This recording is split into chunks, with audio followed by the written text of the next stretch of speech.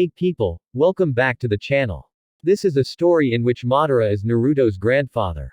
He implanted his and Hashirama's cells into Naruto and trained him, which made him extremely strong.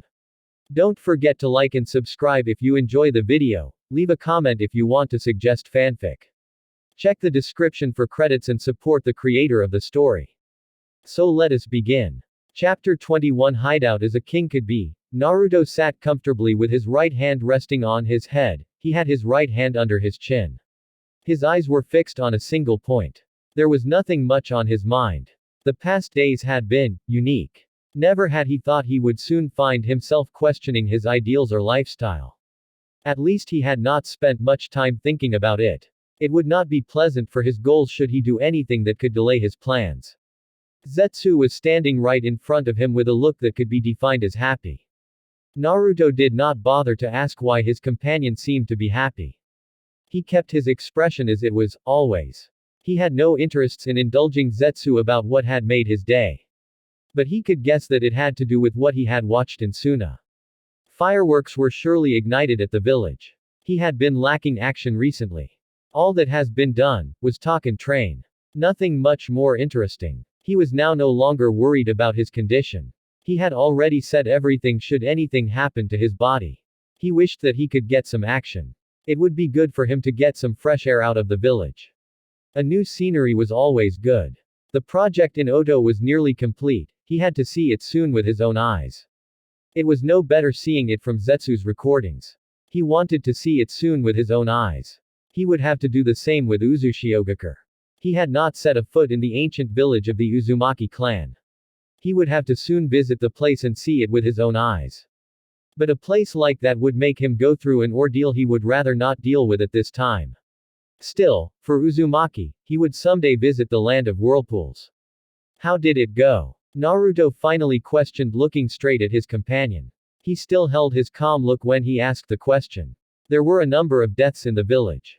Madara had threatened to blow some parts of the village if Suna did not hand over their cage.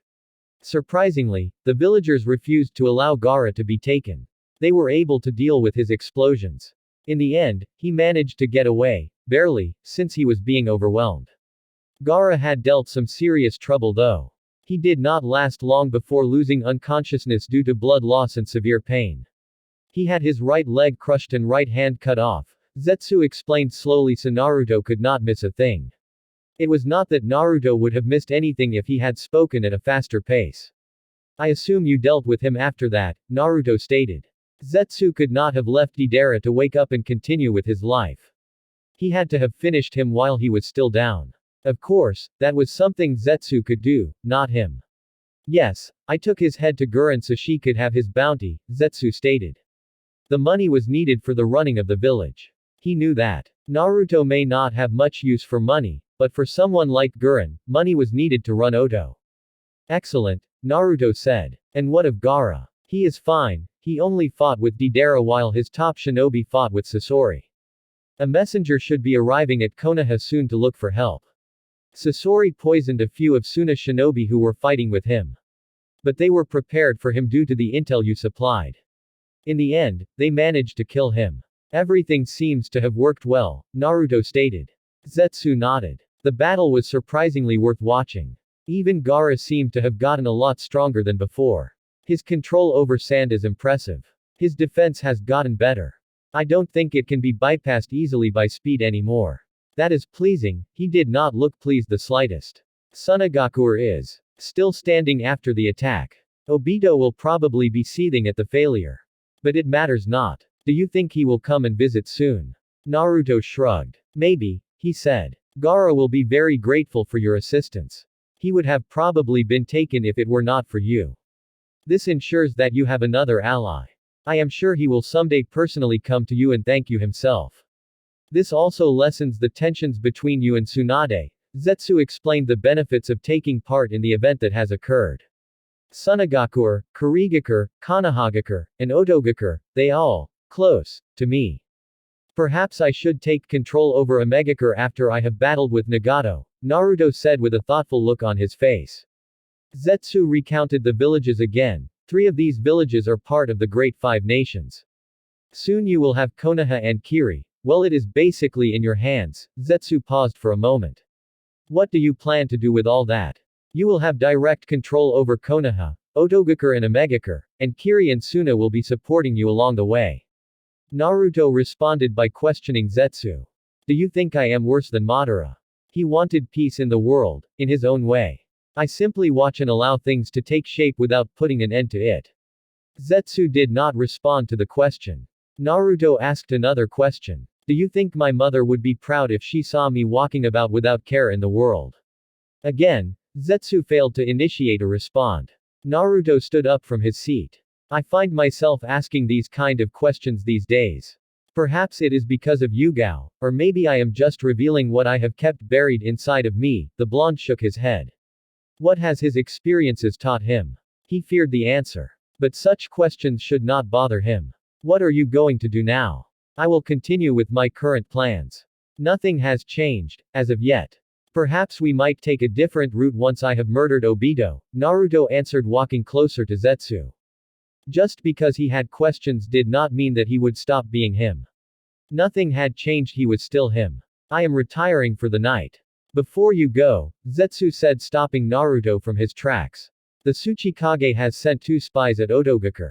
They will be assisting Kuretsuchi in her search for answers. I received this information from one of the clones stationed there, he said. Naruto ran his hand on his face before brushing aside the hair that covered the right side of his face. One could clearly see his whole face now. He had not thought the Tsuchikage would go this far. And he wanted him to keep playing. But this was pushing it. Sighing, Naruto spoke, deal with them and then drop them in Onoki's office, dead. This would of course cause the Tsuchikage to become infuriated.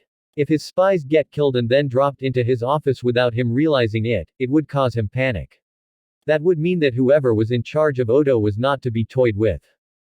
She could get into his village, his office without being noticed. Something like that would cause the old man to act fast. Even more, it would cause him to act cautiously. Zetsu watched Naruto walk away with nothing on his face to read. He was fine with everything. He just did not want Naruto to burden himself with unnecessary questions. Still, even though he was questioning himself, his focus remained on his cause. That was good for both of them. As long as the blonde continued on his path, he would be alright, life won't be boring for him. The following day, Hokage's office, Tsunade looked between Mei and Naruto with a thoughtful look on her face. The blonde was keeping his calm and his expression as always, but it felt different. It was not the same impassive that reflected nothing. She could not quite place what it was. Mei on the other hand was also calm, but with a small smile on her face. Well, she seemed to have those kinds of smiles, always. Naruto, Tsunade started in her Hokage tone. Mei-san and I have finalized the alliance between Konoha and Kiri. What is left is for you and Mei to discuss the other terms, the Godime stated. She did not want to actually say marriage. Naruto said nothing. He kept his silence for some time before finally speaking. Okay, he said simply. That was a response Tsunade had not been expecting from the blonde. She had expected him to say something else. But he surprised her. What is wrong with him these days, she thought inwardly. He was very quiet and well kept his distance. Be a little happy about this, Naruto. It is not like this is a punishment, Mei stated, trying to get the blonde to cheer up. Mei, Naruto said. Do you want me to dance in front of you with a large smile on my face? It would be amusing if you could, the Mizukage replied with a grin. Certainly, the impassive Uchiha Naruto dancing before her with a wide grin across his face would be amusing to see. If that happened, she would engrave the memory in her heart just so she could not forget it. Will you do it? I won't tell anyone. No, Naruto gave a firm response and then looked back at Tsunade. The Godime now had an amused look across her face. Is there anything else? Tsunade nodded. Mei-san, you will have to excuse us. Naruto and I have some matters to discuss. The Godime Mizukage nodded as she stood up from her seat. I will be waiting for you, she said to Naruto. She then looked back at Tsunade. It is possible that I will take my leave today. I have already completed my business here and Kiri is waiting for my return.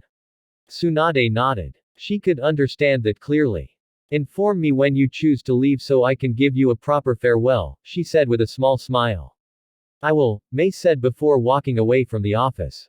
As soon as she was gone, Tsunade sighed and leaned back to her chair. She stared at the ceiling for a few moments. I received word from Sunagakur during the night. A messenger bird brought it. Akatsuki had attacked Suna, but they managed to kill one while the other escaped. She paused for a moment. The cage said he was grateful for your help. The scroll I received did not entail what you did exactly, but Gaara was thankful. It said that had it not been for your help, he would have been captured, the Godime said. She still had sent her best students to deal with the poisoned shinobi in the village, but all was well. She had no doubt that they would be able to heal the Suna shinobi. Naruto gave a slight nod. Tsunade looked straight at Naruto. She figured that if she was going to be honest with him, she should look him in the eye. During the sand invasion, you fought well for this village. You did better than most Junin did. Even so at that time, no one trusted you. But you still fought for this village. Our relations with Suna will only get better. We already have a trade agreement with the Wave country because of you. Now we have Kirigakure as our ally, and it is all thanks to you. What you did in Kiri has not only cemented Konoha's power as the strongest. It has also ensured that we have healthy relations with the Water Daimyo. Even smaller villages see the light in Konoha for helping out another village in need. What I am trying to say is that, as Godime Hokage, I am truly grateful for your efforts. Despite the lack of trust, you have not done anything to tarnish this village's image or anything to harm it. So far, you have done things that have benefited Konoha greatly. And for that I thank you. Now I am truly positive that you have nothing against Konoha. And I don't believe that you plan on betraying this village. Naruto looked at Tsunade with a raised brow. This is unexpected, he said. Tsunade smiled slightly. If you had asked me a few days ago, I would never have thought I would say something like that. You just have done much for this village. I know that our ideas often clash, but I am willing to put that behind us for Konoha's sake. She had not spoken to Jiraiya about this. But the perverted Sannin himself did not believe that Naruto was out to betray Konoha. They just did not know what he wanted. But given that his actions have so far benefited Konoha greatly, she could also say he could be trusted with Konoha's safety. They may clash several times, but that was because they were different people. And Naruto had this thing about being in control over everything in his life. Naruto looked at Tsunade for a moment. Certainly, the smart move would be to accept this new terms. It would open doors for a smooth transition when he transfers to the hot seat. He had no problems in doing away with the past terms of relations. He could do away with petty arguments. He stood up from his seat. Very well then, he said and disappeared in a swirl of flames. Uchiha compound. He had gotten to the compound before Mei could. He figured she had took a walk. He on the other hand, he had finished his business with Tsunade and teleported to the compound. He wanted to get the work on the Hashirama done sooner rather than later. He never did like learning a single jutsu for a long time. He had always been quick to grasp the concepts of jutsus. The Hashirama was a jutsu like any other. It was just a little more complex than other jutsus. Karen had been waiting for him when he got to the compound. She rarely came to the compound. She spent most of her times at Minato's house where she trained. Perhaps it had been because the day started unlike any other. But the girl could sense him wherever he was inside the village. She would know if he was coming or not for their training session. Right now they were discussing about another matter. Karen had not yet found the life in Konoha worthwhile. Except for the training she constantly did with him, there was nothing else she could do. She was just lonely, with no one to talk to. They had already spoke about this, and he had told her he would ship her to Oto. Taking her there would cause problems though. Karen was associated with him. If she were to suddenly disappear to Otogakure without any word, it would give him headaches. Oto was not an ally of Konoha, and as it stand not an enemy either, despite the village being founded by Orochimaru, a traitor to Konoha. Well, the man was dead by now, and the village was thriving under new leadership. So far, it had not made contact with any other major villages, it had been minding its own business. Things with Konoha leaders had smoothed up. Getting Karen to Oto without raising any suspicion was necessary. He could say that she was not adapting to the village and he had only brought her to train her. She had been living in Otogakure before, and wanted to go back since the village was thriving well. Still, that would not shake away all the suspicions. Well, this was a suspicion he would have to live with. There was no other way. He was not the one to go around manipulating people. But he could report to Tsunade. If he did that, it would give of an image of that he was not hiding anything from her or anyone. He was returning Karen to the village since it had been her home. Someone like Tsunade would understand that. Yes, the Godime would understand. Karen's position. How far are you in Fuinjutsu? Naruto asked quietly. He had not been training her in that department. He was only building her physical prowess so she could fight. She could not fight before. At least now she could throw a punch like a shinobi. But she still had a long way to go. Getting there, Karen replied. She was not going to tell him how far she was. Getting there was enough to drive him off her so he would not question her anymore about it. Can you at least make explosives tags? Anyone who studied had to go through this stage. Explosive tags were simple to do. They were not complex unlike any other seals. Yes, but they don't do much damage, Karen replied a little bit down. Truthfully, she had been happy when she had finally made a working tag. But was left disappointed when its range of explosion was rather small. Naruto was silent for a moment. He did not condemn her or anything. Your physical skills are also improving slowly, he said. Now that was the truth. She could throw a punch like a genin, but her punches lacked power. He did not want her to be built like a man. She was a kunoichi. Kunoichis did not depend much on strength. But that did not mean that they could be excused for throwing weak punches. Yes, you have already told me that, Karen replied with a sigh. Really, he did not have to remind her repeatedly of her lack of physical strength. Sure, she had a lot of stamina, but that was useless if she could manage power behind her punches. I have, Naruto conceded. Are you positive that you will find something to do in Oto? I don't want to be running around in circles. If he did take her there and after a few days she says she is bored in Oto, he would have to go back again and bring her back to Konoha. Yes, she replied with confidence. There was no way that she would not find something to do in Otogakure. There were bound to be many things to do there. And unlike here, she would not be restricted by anything else. In here, her movements were limited. But in Oto she could do all she pleased. Naruto owned the village. Fine, Naruto said. I will take you there in the next days. I will also have to move the library in Minato's house to the Crystal Palace. Once everyone knows that I am Oto's true leader, I will use the palace more than anything else, he stated. That did not mean that he would abandon his goal to be Hokage. The goal was still alive, but Oto would be his base of operations. The village was the center of it all. He would use the village was his main offices. It would be where he could operate, controlling all that he owned. He had invested much on the village because of it. Konoha was fine as it was. But it could never function like how Oto could. There was no mistake that the village was a powerhouse. That is why he was not going run his business within the village. It lacked nothing. But Oto was seen as nothing, but yet it could be something. Someone is coming, Karen stated looking behind them. It must be Mei, Naruto said. He was not expecting anyone other than Mei to come here. His clones were still busy on the other side of the ground with the Hiraishin. He was not being disturbed because he had been expecting her to come. The Mizukage. Naruto nodded. Go back to your house. I will come by later to inform you of when we will leave, he said. Karen nodded, stood up. She walked away from the training ground without any further word. She could use some time to relax. Naruto had given her the time. It seemed that today he would be busy with other things. She did like spending some time away from all the training Naruto puts her through. Sometimes the blonde worked her like a slave.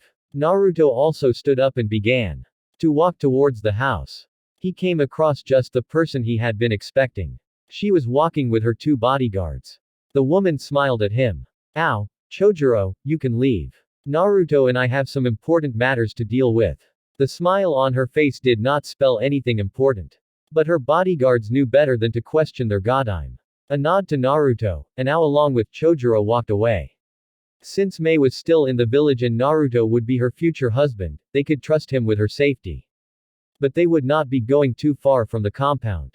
They would hang about close looking around the village as they wait for Mei to conclude her business with her future husband. Let us go inside, Naruto said to the Mizukage. I am sure there is a garden somewhere in this place, why don't we go there? Mei suggested. It was day and she wanted to sit still in peace breathing the healthy air a garden brought. Naruto shrugged his shoulders and walked towards the garden at the back of the house he and Sasuke lived within. He had used this place once or twice. Once was when he was with Sasuke after he had returned to the village. He was mostly at the training ground or indoors. The garden was nice if he could say. It was peaceful. He sat down while Mei did the same. She still had the same smile she had.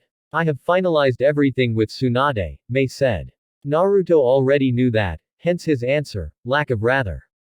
You said to finalize the deal with Tsunade and then we could talk, she stated looking straight at Naruto. But the blonde was not looking at her. His eyes were off somewhere. I did, Naruto said in a low tone. What do you want? Mei smiled. I have already said it, I like you. I want to be with you. I don't want this to be just a political marriage. It may be so, but I want to love, I want to experience what it means to be loved. With this marriage, I won't get any other chance of having that with anyone else other than you. Naruto then turned to look at Mei. She was being honest, that much he could tell. A chance of happiness, huh? I feel that this is one chance that I cannot waste. I am not getting any younger. I can still enjoy my life at this stage. Over the past years, all that I have ever been doing was fight to survive. But that is all over, I want to enjoy my life now as I lead Kiri to a path of peace, Mei explained taking her eyes off Naruto. She looked at the small stream of water flowing within the garden. I had almost forgot about that part. You have had a rough time in your village. Your childhood was fine, but later on during Yagura's reign your village was plagued into a civil war. From a happy childhood, you lost your parents and were forced to lead the rebels to free your village from its bloody ways, Naruto stated keeping his low tone. He had taken his eyes off Mei as he spoke. Mei smiled sadly, my childhood may not have been rough as yours, but my late years were not pleasant. I had to watch so many companions die, so many innocents killed simply because they had a bloodline. It was difficult accepting it, but I did not run away from my home even though my parents were killed. I stayed and fought to free my village so that no more children could suffer the same fate as I did. Naruto was silent for a few moments. He did not like talking about his childhood. It was a painful past that he would rather forget. Such a subject, I dislike it, he finally said. You should not, Mei stated shaking her head. You need to get things off your chest to be able to move on. If you cannot talk about these things, you will never be truly happy. Naruto stared at the heavens with an unreadable expression on his face. We will have to put everything on hold until I finish some things, Naruto stated looking straight at the woman. Huh. Mei was quite surprised at that. He said they would talk after she had signed the alliance with Tsunade. What do you mean by that? My schedule is currently full. You came at your own time. I have important things that I have to deal with. Getting myself involved in emotional stuff with two women is not going to do me right, Naruto replied. Yugao was already having an effect on him. He had to work around that and ensure that it stopped. He had to balance things with her and ensure that he was still himself around her. Two women. It is nothing important, Naruto stated in a firm tone. He did not want to get into the topic with her. Perhaps he would if he decided to engage in an intimate relationship with her. You have to focus on making sure Kiri recovers from the civil war. That has to be enough to take all your energy. You still have to negotiate alliances with other villages and trade treaties. I can handle all that. A relationship will bring me down to earth. With a relationship, I will something to remind me that I have a life outside of my job as the Mizukage. I don't want to be lost in my job and forget about other things in life. Naruto simply have Mei a blank stare. The woman then realized that Naruto was not very social. He was not the kind of person to have a casual conversation with. It was mostly all about business. Even if she were to have him, coming back home to him would be like coming back to another work. Whom was she kidding? Could Naruto actually give her the love she wanted? It seemed unlikely. Nevertheless, she did not believe that he was not capable of expressing emotion. Everyone had a human part within their hearts no matter how heartless they seemed. It just needed to be found. Even with all that, come on, give it a try. If it gets between whatever you have planned, we can slow it down until your plans are completed. No, it was a firm no, one that would leave someone without another word to say. Why did you even agree to this? Naruto ignored the question. To get the perfect results, one must be totally focused on the objective. I told you that. I already have distractions. I don't want to add another one. He paused for a moment. I am patient. I expect you to be just as that. When I have completed my objectives, or when I am near completion, I will come to you. Just wait. Mei fell silent as she studied Naruto for a moment. The blonde then stood up.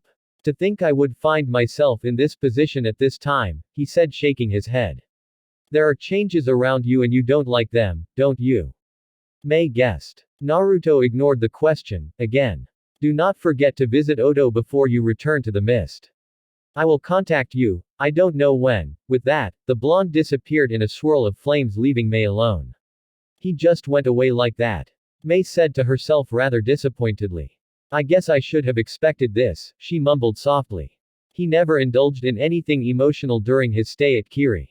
But even now, he seemed to be resisting. He was also a bit different, but still had the same outlook. Guess she would just have to be patient.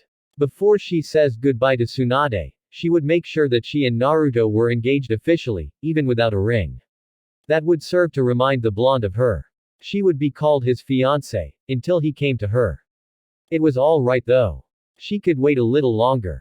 Iwagakure the Sandaime Tsuchikage rubbed his temples as he finished off signing some papers. The village's economy was steady. They had no need for anything. Missions were coming into the village well in the Earth Country. Daimyo had not cut off the funding. He was still funding the village well. This was a good thing for his village as the funds helped recover the village from its lost state. Now they were not in that state. They were looking for the brighter future. He had still been unable to find Kabuto. Not even a trace of the glass-wearing shinobi. He had given up search, thinking that wherever the man might have been, he might be dead. As far as he was concerned, Kabuto was supposed to have been dead some time ago. Had it not been for his Anbu, he would have died. It still infuriated him that someone was able to sneak inside his village and take Orochimaru's former number 2 under his nose. This was his village and yet someone was able to sneak in and take Kabuto. Nothing was left behind, not even a scent. They seemed to have just disappeared. He did not like that at all. But there was little he could do about it. He would just be prepared next time. He was not going to allow something like that to happen again. He wished that his granddaughter would remain safe though. From the report he received from the messenger bird, she was well and had been treated fairly well. But the fact that they did not know everything going around the village was worrying him. He could not get over the thought that his granddaughter would be hurt should her true mission be discovered. Any village would surely act quickly to terminate her once her objective was found. Spies were always tortured for intel then killed. He kept himself calm with the thought that Otogakure would not do anything to his granddaughter in fear and Iwa's wrath.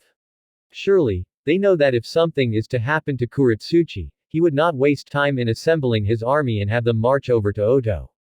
He would crush the village if they were to do anything to his granddaughter. But that being said, she would still be lost. Vengeance would not bring her back. Perhaps it might make him feel a little better. But she would still be lost. He just hoped that things do not turn out that way. He knew that Oto would do anything to avoid a confrontation with his village. Despite the impressive rebuild, the village was still smaller than his. Its military power cannot be compared to his village's forces. He had amassed a lot of men over the years to fortify village security and restore the many they had lost during the Third Shinobi World War. But to be on the safe side, he had quickly sent 2 of his best Anbu to go undercover, while also protecting Kuretsuchi. They would also be gathering intel just as she was. But their priority was Kuretsuchi's safety. With them by her side in the shadows, they could always make a quick getaway from Oto if anything was to go awry. But he did not think that anything would, it was just a precaution. It never did hurt to be careful, and taking necessary measures to repel trouble should it threaten to arise. Onoki was brought out of his thoughts when he sensed something. His Anbu also sensed it, the Anbu that are always by his side in the shadows. He looked up and saw 2 bodies dropping down the floor. His Anbu were already on scene to the bodies should it be enemies. But once they were there, they realized that it was just corpses. What is it? Onoki demanded, staring at the bodies surrounded by his guards. They are corpses, sir, one answered in a monotone voice.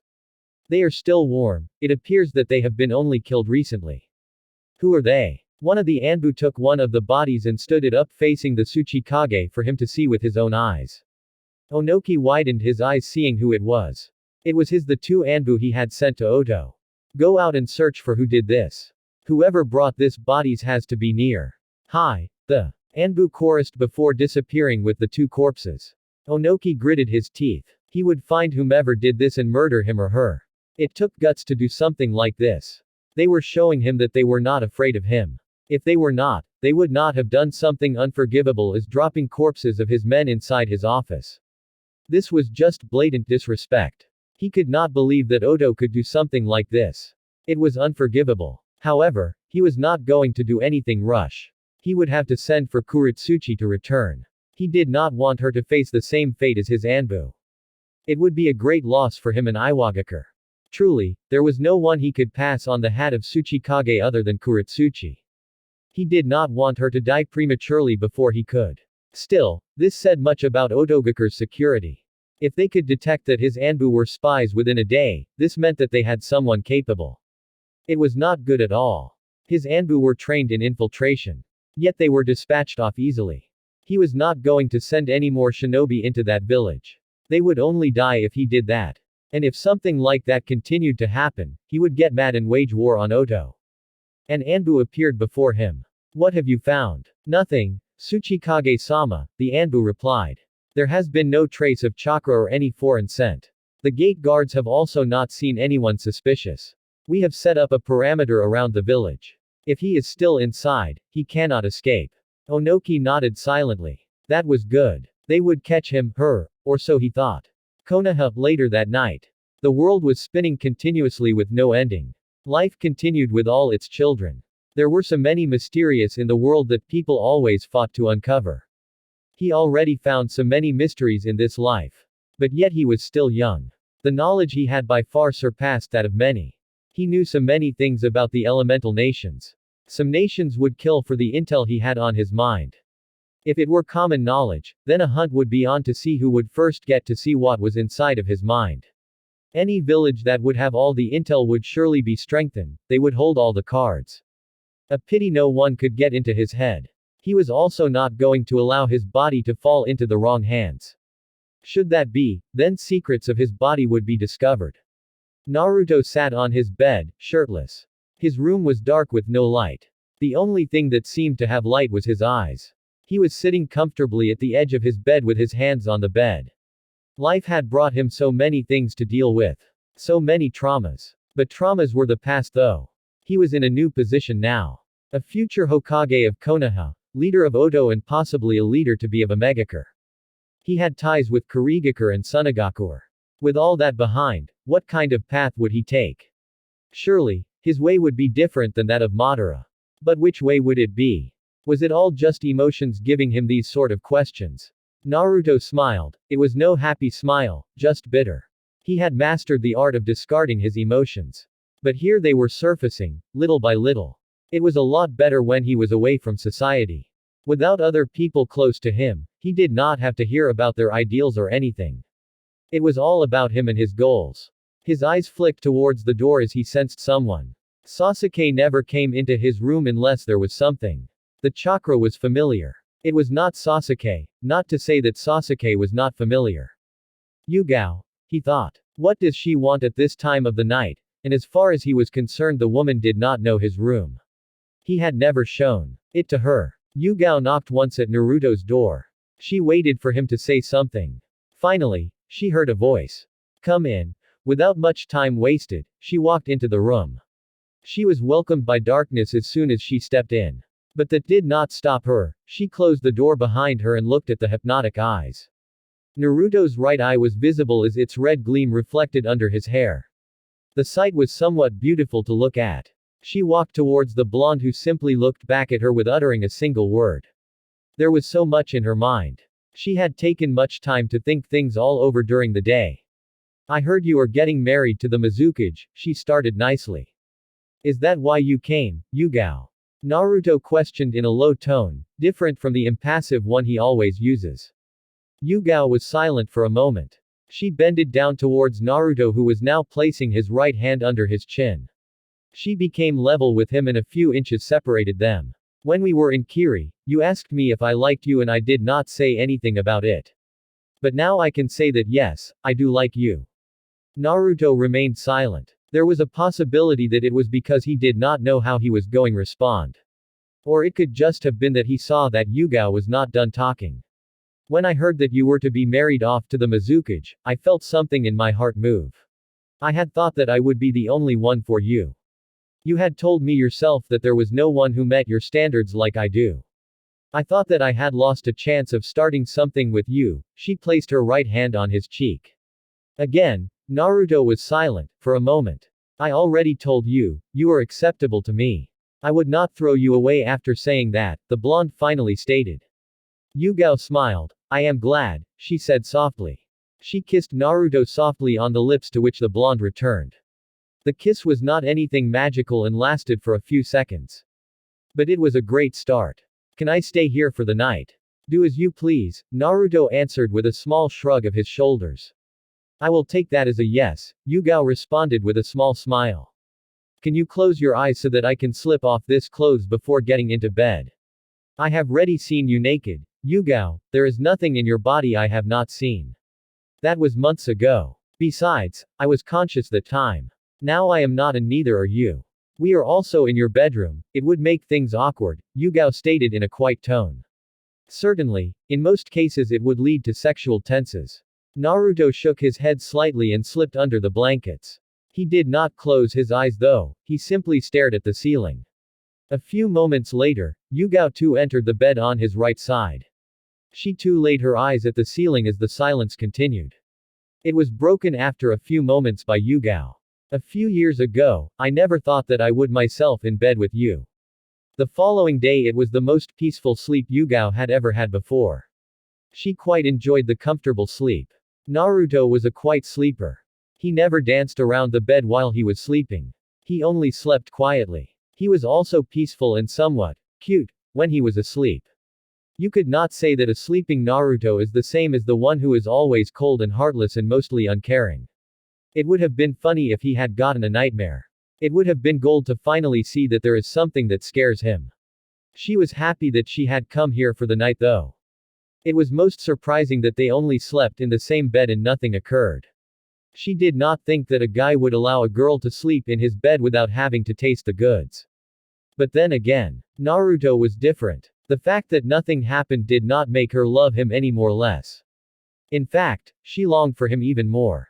She wanted him to be close to her. She was his girl. A pity that she was going to have to share him with Mei. She did not want to dwell on the thought. But she would have to speak with Naruto about someday. As it stood, the Mizukage would become his first wife and she would become his second. She did not want that. She wanted to be his first. Although the virgin ship has already sailed, she wanted to be the first one to do it with him before Mei. There was no doubt since he was going to be married to the woman soon, if he were to go to Kiri, Mei would not hesitate to get him to play the naked dance with her. The thought did not please her. At least she had him here in Konoha. She would be with all the time she could want. Still, the thought of sharing him was not pleasing. But she would have to live with it. Ironic, it was just yesterday that she was thinking she was the only girl for him. But now that was all crushed with his pending marriage to Mei. Yugao opened her eyes slowly, as she welcomed the morning light. Her face turned to Naruto's side. She had a warm smile on her face. She usually woke up before chicken sang. She was surprised when she saw that Naruto was not in his side. There was nothing in his bed. He was nowhere to be seen. She would have felt cheap if it was her bed and they had had sex the night before. But it was not of that sort. She rose up from the bed and looked around the room. Despite the room being dark when she came inside, she could still see things. Naruto's forehead protector was at the nightstand, even now it was still there. She looked at the wall, she saw his armor hanged, it was not there. Neither was his gunbai. Perhaps he had gone off to train. That would explain it. He could not have left the village without his forehead protector, could he? He had not even said anything to her about leaving the village. As far as she knew, today would be like any other day for him. With waking up in his bed, she would have thought they would stay in for some time while they talked about their relationship. It had to be discussed before anything else. She would also have thought that today they would have to celebrate. But just to be sure that he was in, she got up from the bed. She did the bed sheets before putting on her clothes. Without another look around the room, she went downstairs. She felt someone in the kitchen and went there. But it was only Sasuke. She felt kind of disappointed that it was not Naruto. She was not going to explain anything to him though. He was Naruto's clansman and her senpai's student, but that did not mean that she could tell him anything. Morning Sasuke, Yugao greeted with a warm smile. Her hair was still messy. A bath was needed sooner rather than later. Good morning, Yugao. Sleep well. Yes, Yugao replied. That was indeed the truth. She had slept well, better than she had thought she would. Where is Naruto? Sasuke's eyebrows rose at the question. He left the village about 2 hours ago. I have just returned from informing the Hokage about that. Did he not tell you? Yugao shook her head slowly. She went to take a seat and looked straight at Sasuke. Where did he go? Otogakur.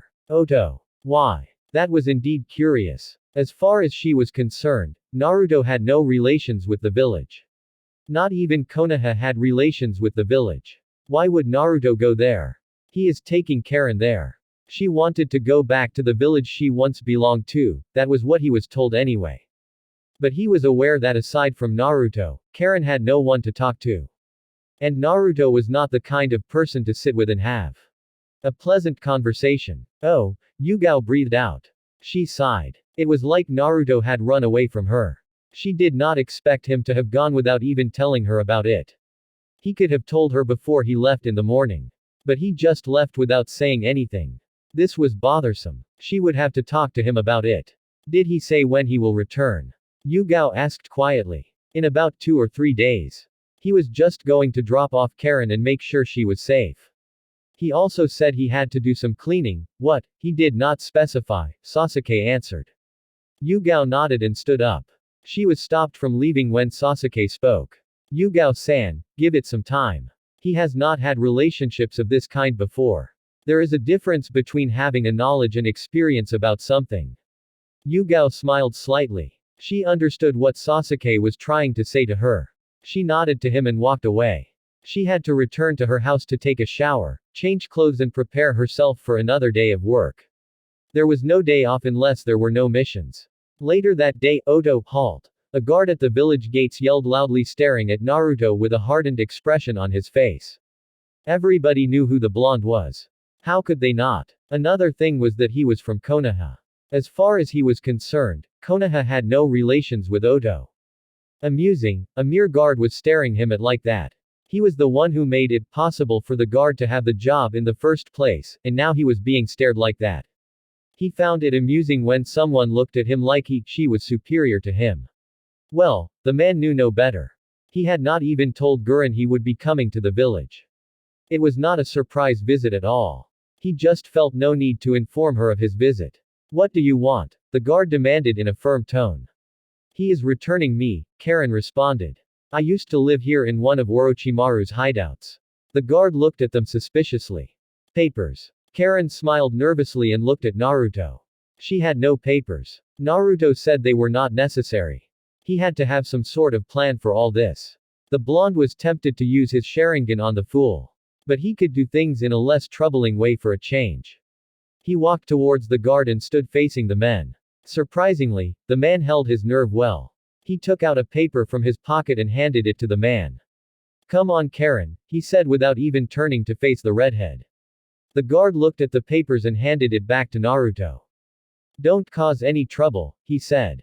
He was ignored though. As soon as Naruto and Karen walked past the newly constructed gates, there were not there during Orochimaru's reign, the latter opened her eyes wide at the sight. It was like she was walking at a beautiful version of a small Konoha. The style of buildings were the same. And the streets were all happy. There were kids playing around, just like in Konoha or any other village. It's beautiful, she said smiling. I did not think that this village would ever look like this, she paused for a moment. Where did all this people come from? Oto did not have this many people as far as she remembered. Other small villages, some had been here and others were found wandering around, Naruto answered. Karen was walking behind him now as she looked around the village. You will get to see it clearly tomorrow when I am gone. It is nearly night, anyway, Naruto said.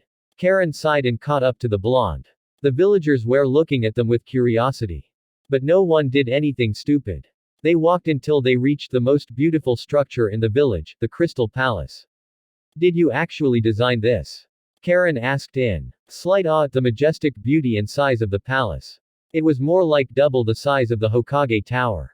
Yes, Naruto said. It was quite pleasant to see. It was befitting for someone like him. It was glorious, no village had such a structure. There was no one else like him. His palace had to be unique. Perhaps I was wrong about you not understanding certain things. If your mind could make this image, then you are not as I thought. Certainly, this building spoke much about its owner. It was unique and made for everyone to see it. Its glory was wonderful and surrounded by things below it. Even though some buildings were nice, nothing could be compared to it. Naruto said nothing, he walked towards the entrance of the palace. No one was stopping them. Gurren had to have known by now that he was inside the village. It would explain why no one had stopped them from entering the palace. Finally, they reached the top office. Since Naruto had designed the building, he had its blueprints inside his head. He could never get lost inside. He had also defined specifically what all the rooms would be used for. There was no need to knock as they entered. Gurren was already standing up.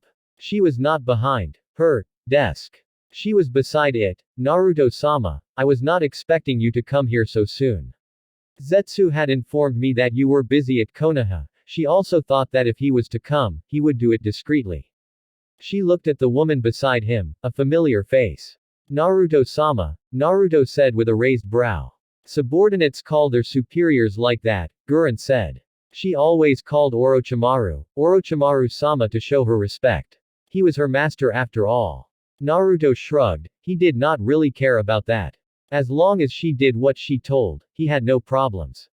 Sit, he said taking a seat in front of the desk. Karen sat beside him while Gurren took the seat behind the desk. Should we not make privacy seals first? Gurren asked quietly. One of Zetsu's clone is within the palace ensuring that no one eavesdrop. I trust Zetsu's skills to believe that no one can pass through his watchful eyes, Naruto said. In truth, it was not one clone. But just to be sure, I will set a permanent seal, he said turning around with his chair. He performed several hand seals before slamming them to the ground. The whole office glowed for some time. Naruto then turned to Gurren again. It's nice to see you again, Gurren, Karen stated earning a narrowed look from the woman. After a few moments, she nodded. I did not know you were with Naruto-sama, Gurren stated. I have been with him before Orochimaru was killed. That was news to Gurren. She was never informed of this. But then again, Orochimaru had become silent after Naruto had destroyed several bases. When did Mei leave? Naruto questioned, getting to things that mattered. Around noon. She seemed to be in a hurry to return to her village, the crystal user replied. Naruto simply gave her a look. All affairs with her were handled. And a treaty was signed. It was no hustle after she had said you sent her. Good, the blonde said. You have handled things perfectly. Once everything is complete, this village will thrive, it had to. He would not accept it if it did not. This was to be his HQ, it had to thrive. Thank you, Gurren said at the compliment. I am sure it will. Business is already good and the economy is stable. When everything is finished, Oto will be a success. Then they talked about some business. It was all pleasant, Naruto had no complaints. Gurren had done a fine job in steering the project. Why would he complain? He told Gurren that Karen would be staying at the village from now on and would help should she need the help. Some matters had to be handled separately. Before he retreated to the first floor, underground floor, he gave Gurren a large scroll containing many scrolls. It was for the library within the palace. She along with Karen would have to put up everything. He was not going to carry such a mundane task. He had also informed Gurren of Karen's training. She had to continue training until he said to stop. Everything he would need to discuss with Gurren was discussed. By tomorrow, he would be leaving the village. He was not to stay long. A night at his quarters was all he would do. The following day, just outside of Oto, Naruto stopped walking and turned around as he sensed something. His eyes laid to Jiraiya, the toad sage. The said sage was looking at him with a rather serious expression on his face. That was it, he had not been in touch with Tsunade over the past days. If he had been, he would not have been looking at him like that. What can I do for you, Jiraiya? Naruto asked in his usual tone. What were you doing in Oto? As soon as I heard that you were heading towards the direction, I rushed over here. I was told you were with a redhead girl. I figured she was that girl, Karen, Jiraiya stated, keeping his serious tone. Now that raises question on top of the first one. I went to Oto with Karen and now I have left the village without her. A question would come, why? Naruto stated, folding his hands across his chest. He was speaking as if he was the one who had questions. Are you going to answer my question? I wonder, those two simple words came out of Naruto's mouth. I know you were seen in Kusagaku near one of Orochimaru's hideout. This was where that woman, Guren, was located. I know witnesses who said she left the hideout after you. So, what connections do you have with her? It was not just a coincidence that after you visited that hideout, she then chose to go and rebuild Otogakur, Jiraiya stated in a stern tone. Ho! You have been digging. Well, I never did hide my visit to Oto. If I wanted to go unseen, I would have, Naruto stated. As for my connections with Guren, perhaps I was interested in taking her as a mate. She is a lovely woman with some unique abilities, don't you agree? Inwardly, Jiraiya nodded, outwardly, he glared at Naruto. Wondering what the blonde would do, Jiraiya began to gather chakra on his right palm. A large Rasengan formed on his hand and he sped towards Naruto in his Sannin speed. Naruto quickly unstrapped his gunbai and positioned it in front of him as a shield just as Jiraiya was about to hit him. Odama Rasengan. Jiraiya yelled as he crashed his giant Rasengan on Naruto's gunbai. He was surprised when nothing seemed to happen. His Rasengan seemed to have just been absorbed by the gunbai. No, that was not it, the force of his jutsu was obvious by the scene around. But nothing was happening to the gunbai or Naruto. He looked the weapon curiously as it glowed. Uchiha returned, before Jiraiya could comprehend anything. He was blown away by his own jutsu. The technique sent him crashing away from Naruto. It was a Rasengan reflected. And it hit him head on. But he did not suffer any real damage. Naruto put away his gunbai and walked closer to Jiraiya. The Sannin merely glared at him as he rose up. A part of his mind was still trying to wrap around what Naruto had actually done. He had not seen anything like that. Gunbai were rare these days. In fact, there is no one else he knew to have used the weapon other than Uchiha Madara and now Naruto. Naruto had become like Madara, in appearance. The fact disturbed him greatly. It was certain that his jutsu had been reflected. How? He could not answer. Naruto stopped walking and looked at Jiraiya calmly. You should not attack me like that. I might retaliate. If you do that again, you might not up and okay. Jiraiya's glare did not disappear. He still held it. Why did you not do it now? I have not time to engage in a petty dance with you, Naruto answered. He then turned around, giving Jiraiya his back. I will indulge your curiosity just this once. I was returning Karen to her home. Konoha was not doing it for her despite my insistence that she stay close to me. Is Haim aware of this? Yes, Naruto answered, walking away from the Sannin. Before Jiraiya could say anything more, Naruto was already gone in a burst of speed. Jiraiya sighed. Well, Naruto did not make it a secret that he was coming into the village. He had entered through the gate. With what he has seen so far, Naruto could have found a way to enter the village other than the gate if he did not want anyone to find out. Perhaps he had done it just so that they could think that way. But he could not question that Karen had been living in Oto before Naruto took her. Everyone in the higher-ups were aware of that. He had also noticed that she had no one other than Naruto. If she had been Orochimaru's scientist, then she had to have known Guren. The woman was one of Orochimaru's most powerful subordinates, second only to Kabuto. Perhaps they were evenly matched, or she was stronger than the glass-wearing ninja. What if Naruto had not done it in secret because he wanted them to think that there was nothing he was hiding? Questioning that would make him question a lot of things. He could also question if Naruto had been working with the Mizukage and getting Kiri allied with Konoha. If he could question that, then he was surely becoming paranoid. Perhaps he should stop looking for anything wrong that Naruto might be doing and give the blonde the benefit of the doubt. Later, Valley of End, Naruto stood on top of Madara's head, looking at Hashirama's statue. These two men had grown up together despite being of enemy clans. They were so different from each other. The other represented darkness while the other represented light. Which side was he in? The dark side? No. The light side? No. For now, he was in between. He was neither good nor evil. Perhaps some consider him as the latter, but he did not care much for what people thought of him. Once he gets deep into the fire country, he would have to do the cleaning job he was given. Bandits were not worth testing his jutsus. He would just burn their camp with a quick strong fire jutsu. That would do it and his mission would be all done. Tsunade had told him of the camp he was to look for when he had told her he would leave in a day or two. But he ended up leaving the following day. Well, it did not matter anyway. He was brought out of his thoughts when a swirling vortex appeared beside him. Naruto simply narrowed his eyes as the vortex stopped and gave birth to Obito. I was wondering when you would appear before me again, he stated looking down at the streaming water. I have been busy, Obito stated casually. He looked up at the heavens. You have also been busy, he said. I have, Naruto answered. What brings you here today? It was amusing that this man was the man he wanted to murder. And yet he was talking to him so casually. Obito seemed to shrug. Madara trained you differently than me. Even though he attempted to turn you into another copy of him, he never installed the principles he applied when training me. His one and only dream of uniting the world under a single genjutsu was never made into your dream. He paused for a moment.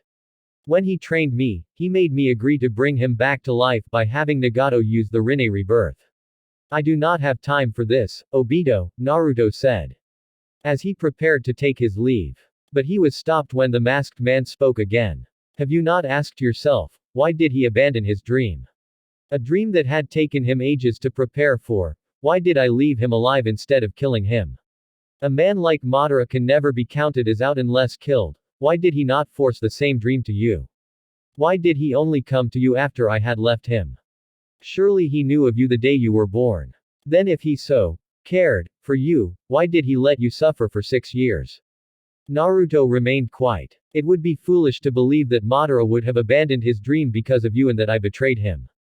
It would be a naive thought to believe that a heartless man like Madara could ever be capable of loving you. His dream was why he existed. Thinking that he had a change of heart would be laughable. Obito paused for a moment. But I would not be surprised if you believed everything. You were just a child longing for affection. Anything he had said, you could have easily believed. He saved you from Konoha, gave you power to protect yourself. Obito then begun to suck himself in his kamui. Uchiha Madara, reconsidering his ideals. Laughable. With those last words, Obito disappeared. He was satisfied to have said all that. Naruto looked up at the heavens. His face was as always, unreadable. He walked over to the edge of the statue and then proceeded to jump onto the water. He used his chakra under his feet to keep from drowning. He walked over to the waterfall and looked down. He closed his eyes before jumping down the waterfall. Chapter 22. The Fire Country was very different from other countries. It was much more nature-friendly. It felt natural. Perhaps it was because of the trees that were all over the country.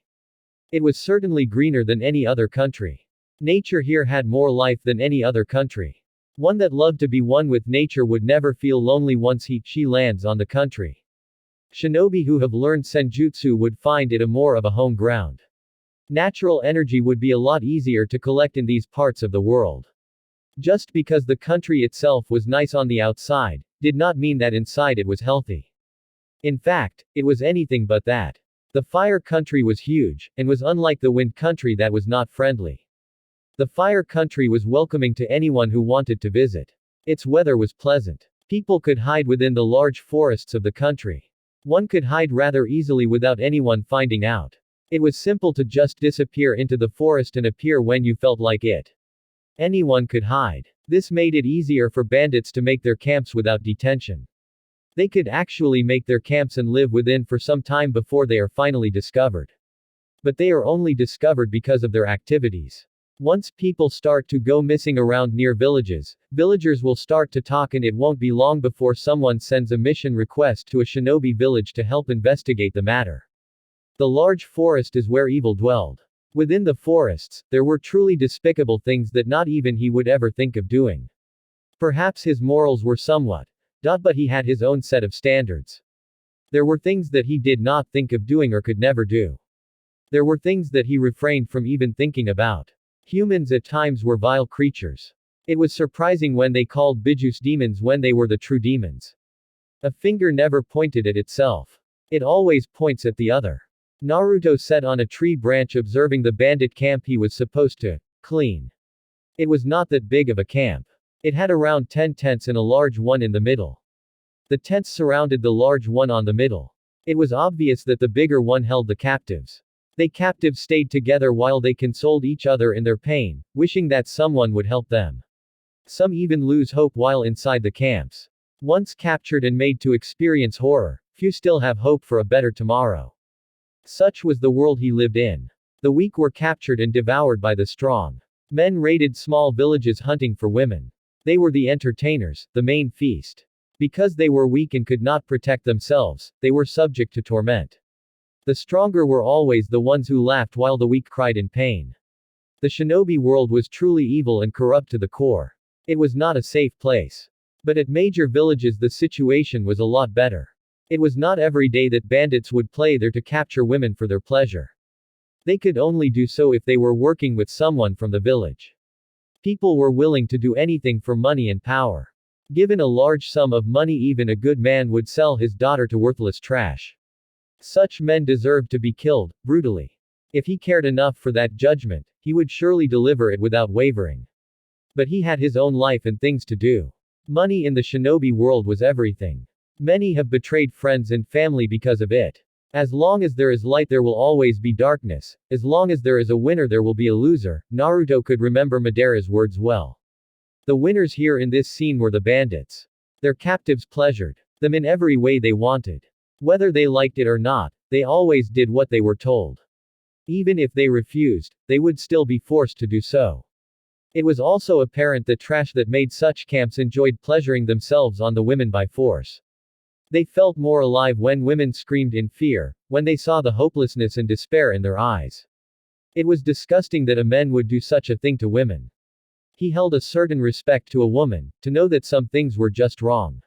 He could very well define what was wrong and what was wrong. This was much different for when he feasted on a good dance. He enjoyed a good dance. Sometimes he could become sadistic while in the zone. But things were different. When he danced, it was against his enemies, shinobis that were about to be killed. He did not enjoy murdering innocent people. He did not enjoy tearing apart defenseless women. Only a man without morals would take pleasure in tormenting the weak. Only weak fools feasted on the weak. He had trained Karen and ensured that she continued training because of this. The world was much evil, and he did not want her to suffer the same fate as the women in this camp. But of course if something like that were to happen to Karen, the landscape would need to be redrawn. He would never waste time in reshaping the land hunting for whoever would be responsible. Those with power were likely to be unaffected by trash. Trash only went for the weak, because even it was weak. Those with power will always be on top, the weak at the bottom, kissing the asses of trash. He had power, but he was not about to subject anyone to his will forcefully. Everybody had his or her choices. All had their minds and hearts to make rational choices about themselves and their futures. One could not decide what was best for someone. But of course, there would be instances when he would have to make choices for someone. Some people were stupid and could not make decisions that were smart. Such people needed guidance. Uchiha Madara had seen it all. He had seen the nature of the world. That was why he had longed to change it through the infinite Tsukuyomi.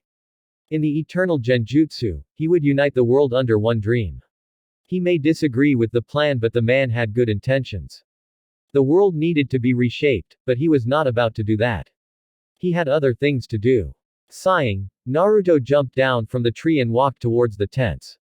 There were not too many of them. He had only surveyed the camp for an hour or so. He wanted to get into the next town quickly so that by tomorrow night, he would be reaching Konoha. He was going to clean the trash quickly and walk away. Two men who were patrolling around the camp noticed his appearance. He had not tried to hide himself. These were mere bandits, there was no need to go that far. A strategy was not even needed. They were only organized when they had someone clever amongst them.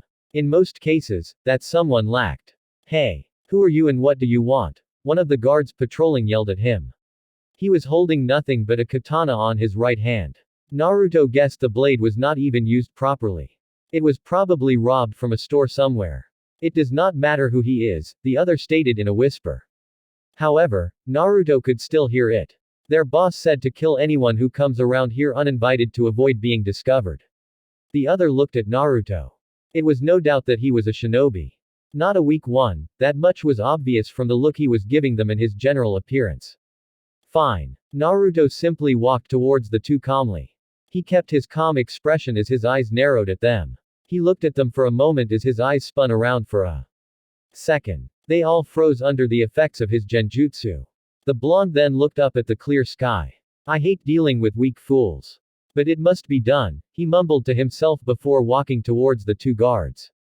He walked in between the two bandits and took a katana from the one on the left. Without wasting much time, he snapped their necks and they fell down, dead. He looked at the katana. It was a nice piece of steel. But it was wielded by trash who could not use it right.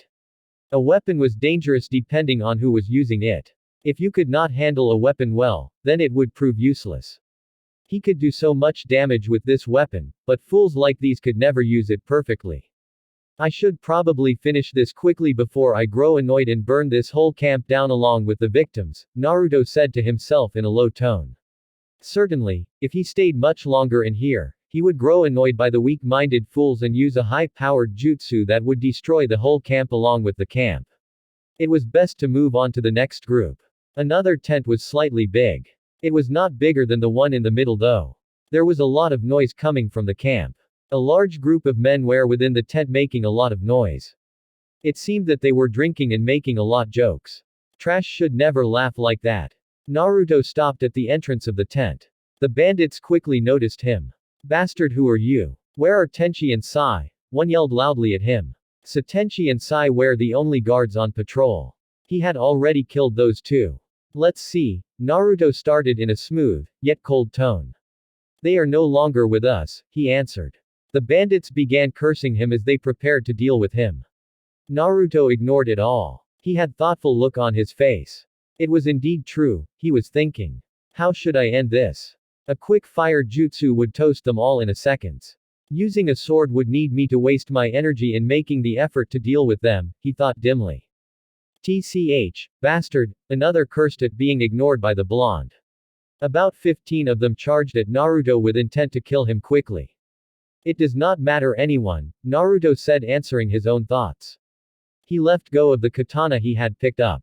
A fire jutsu should light up some fireworks, he said to himself, and then quickly went through hand seals while the bandits were charging towards him.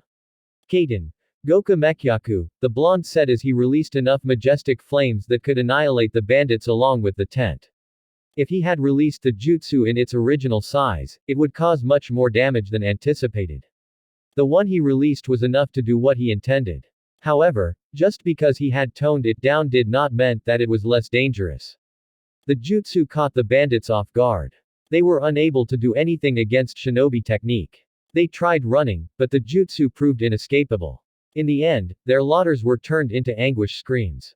When the flames died down, there was nothing left of the tent or the bandits. Everything had turned to ash. 2 meters, he trailed off as he sensed something from behind him. A bandit swung his blade across his neck.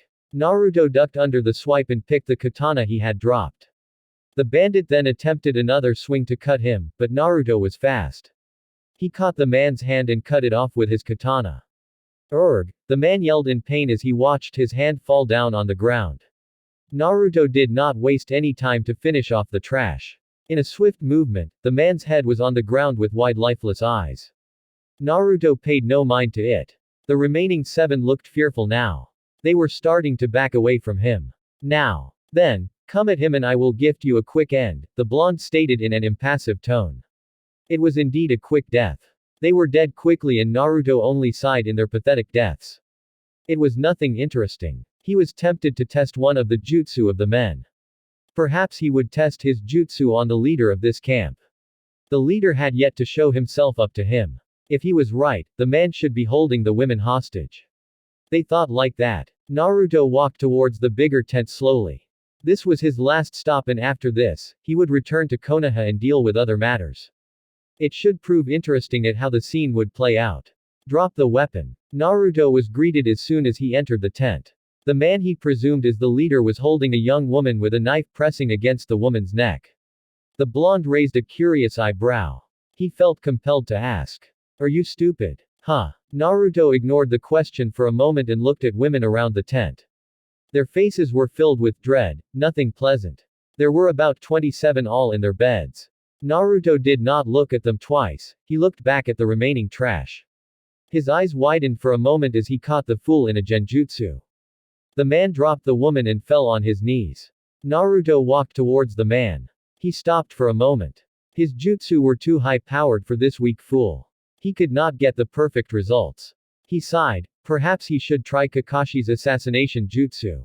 He broke the man out of the genjutsu. What the? The man was cut off by a sound of 1,000 chirping birds. His eyes widened as Naruto drove the jutsu through his chest. His scream was accompanied by the women inside the tent. It did not take long for him to die.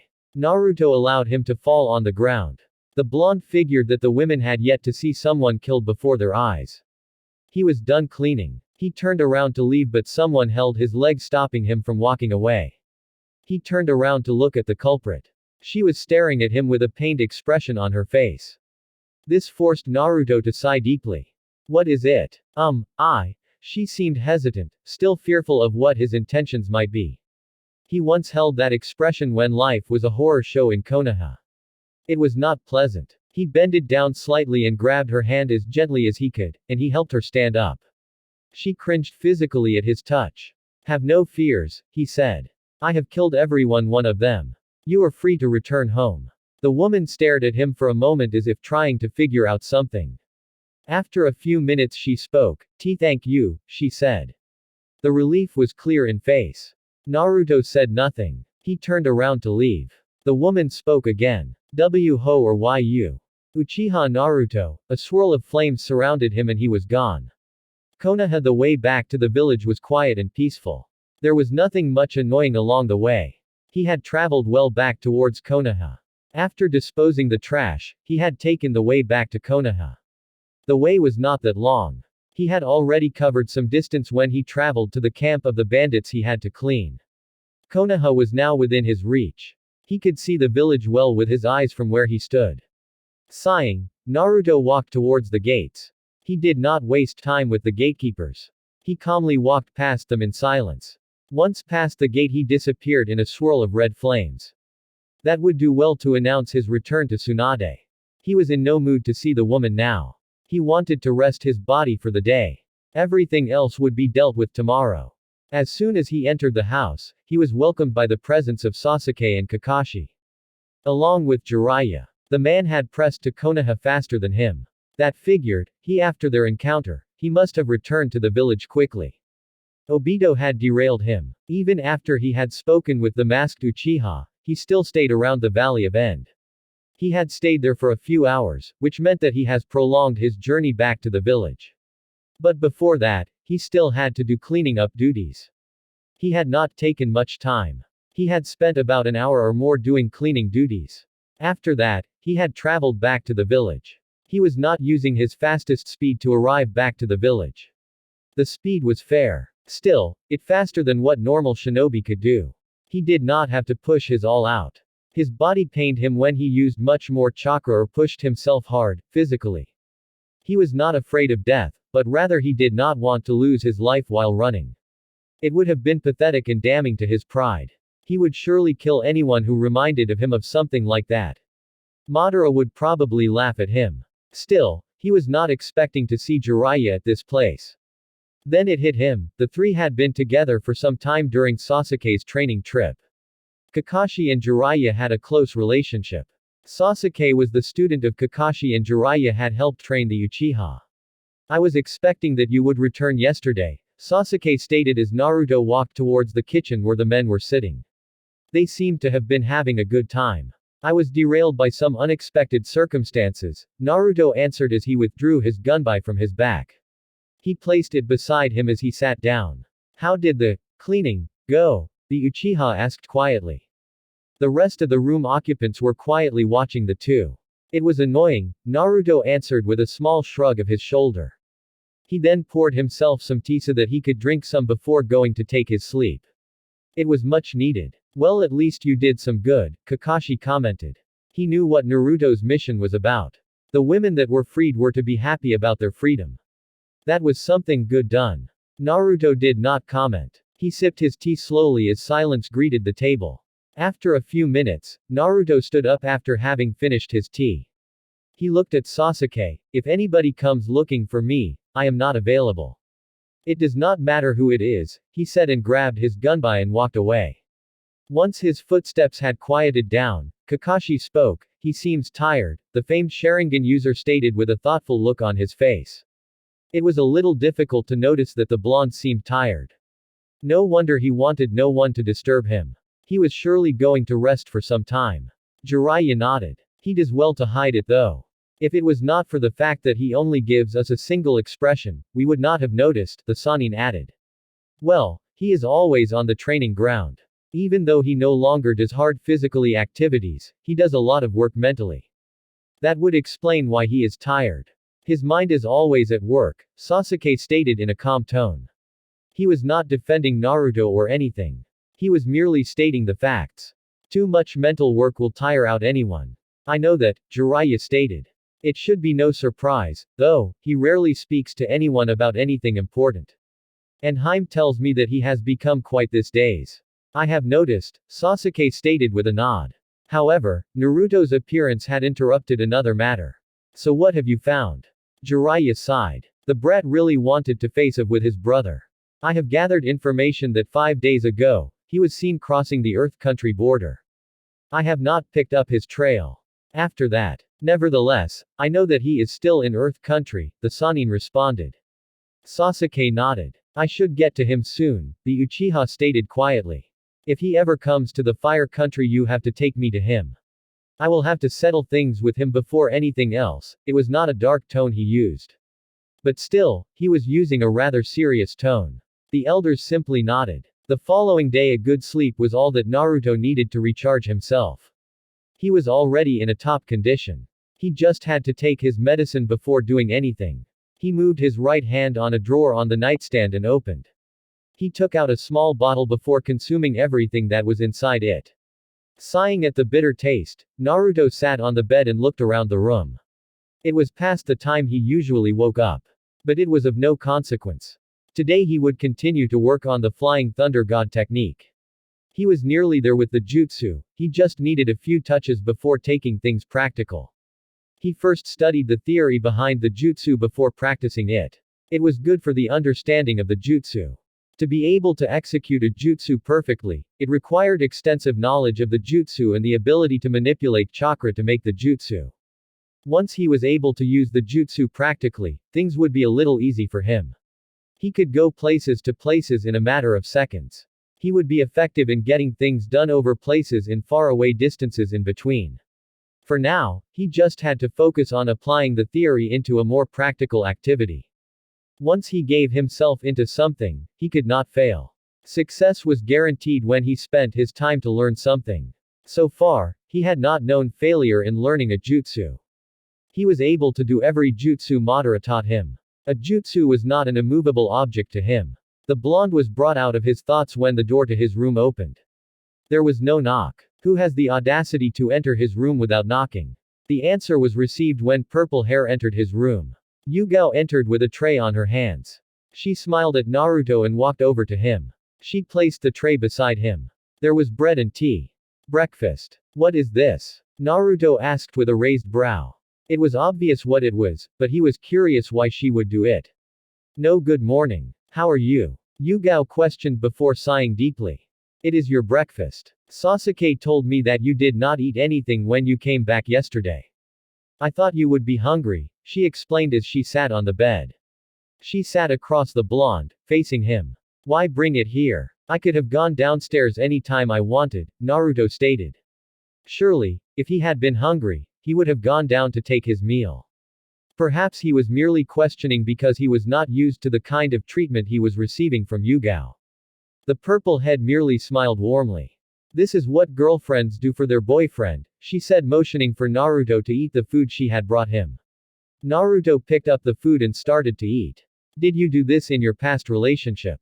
No, Yugao answered honestly. My ex-boyfriend brought me breakfast sometimes. With you, I just don't see you doing it. Naruto ate his breakfast while Yugao watched him like a hawk. It became unbearable that he put away the tray and looked straight at her. What is it? The night I spent in your bed as your girlfriend, you woke up in the morning and left without telling me anything, Yugao stated in a tone that was dangerously close to her Anbu tone. Naruto raised a curious eyebrow at her words. And this does not please you, he said, earning a nod from Yugao. When I left, you were still sleeping.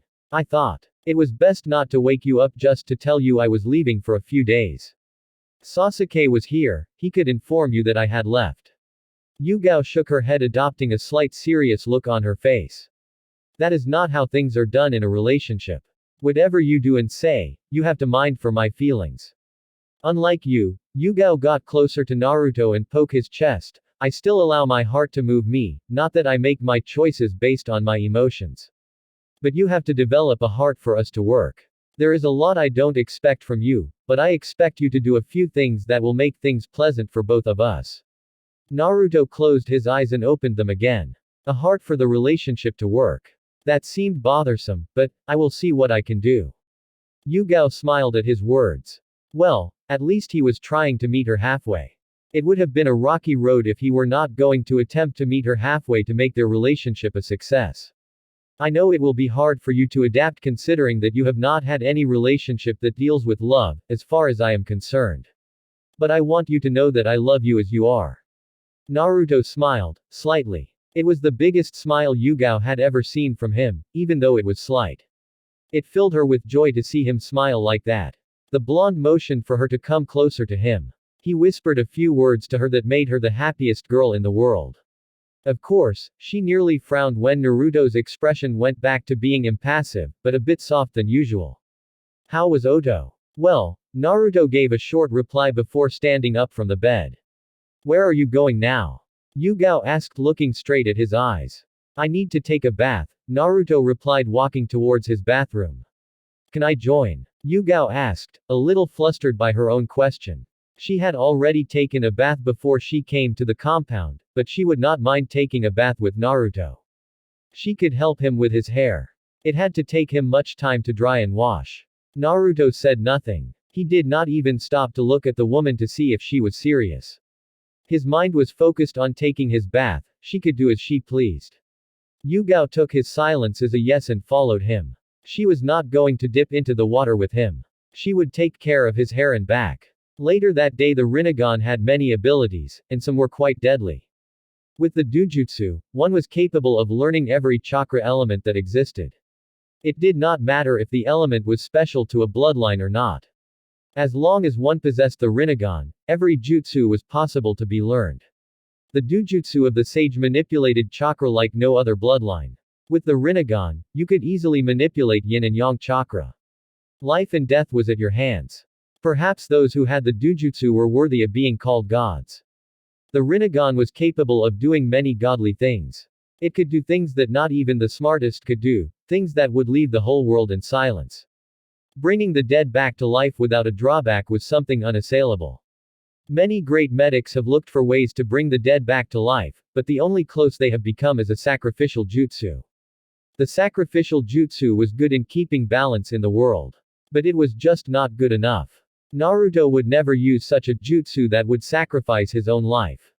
With the Rinnegan, it was a matter of knowing the magic hand signs and the King of Hell would appear and restore everyone back to life. It was just like that. But restoring someone's life took much chakra from a person. It was so much that if one was to restore many people at once, he or she could die from using the ability. The power of the Rinnegan needed a perfect vessel, someone who would be worthy to hold its power. Neither Nagato nor Obito were worthy of that power. The former was worthy before his synchronization with the Geto Mazo. The statue did a number on him and there was Hanzu's jutsu that left hindered his mobility. Mobility was essential for a shinobi. Without mobility, you were as good as dead. His own body was conditioned physical to withstand the toughest of challenges and pain. He could move perfectly well. Nagato might have powerful eyes, but if he could not move all that well, then he could never use the Rinnegan's abilities to their full potential. As far as the living concerned, he was more than capable containing the power of the Rinnegan and use it to its full potential. The only other person who could do that was Madara. His body might not be perfect as his, but it could still do wonders with the Rinnegan and the Sharingan. But Madara was dead now, there was no one who could surpass him in terms of power, that is when his Rinnegan awakened. But for now, he was not worried about when it would awaken.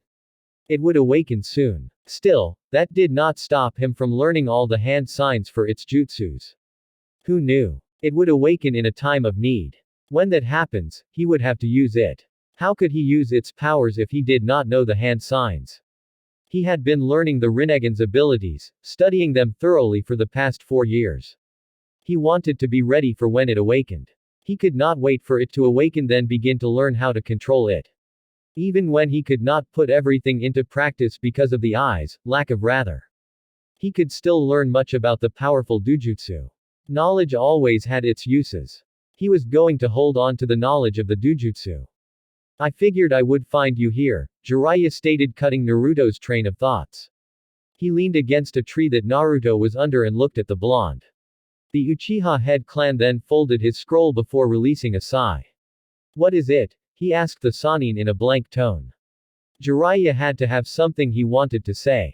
That would explain why he was even before him. They had no relationship to speak of and he had made it clear that he cared not for the Sannin. It was Jiraiya's time to sigh. Always straight to business, he mumbled to himself. He then grinned. The lovely Mizukage, and Yugao, you are going to give me great research material, Gaki, the Sannin said still grinning. He was thinking of making a series basis of Naruto's life along with his relationships. But of course, he would make the Naruto in his book fun. He still had not yet find a title yet. What do you want, Jiraiya? Naruto asked, not even dwelling on Jiraiya's words. He had no time to be thinking about the Sannin's perverted imaginations. He would hate it if the man used him on his books though. I am sure you are aware of this, your fiancé was at Otogakure the day you arrived. I was not able to find out why, but I think it was about an alliance with the village. I have also never been able to find anything about who is really calling the shots. My contacts have been unable to get into that palace that woman, Gurren, lives in. No one has been able to get in. Its security is tight, Jiraiya stated, a bit disappointed at his contact's failure. Even he had gone inside the village, he looked at the Crystal Palace, there was just no way one could sneak without. That was unless you used the door to enter. It was not that there were Anbu patrolling around the palace, it was just that the design of the palace made it nearly impossible to sneak. The crystal was hard as steel, you could not break through it. The windows were also crystallized, you could not enter through them.